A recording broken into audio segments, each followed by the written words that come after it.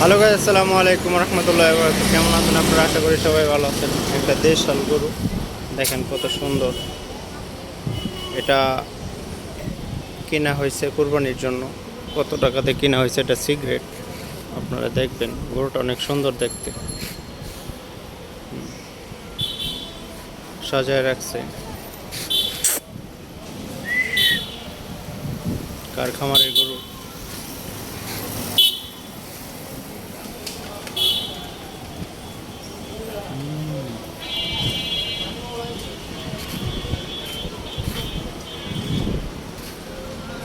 পাশের মাংস আছে প্রচুর পরিমাণ।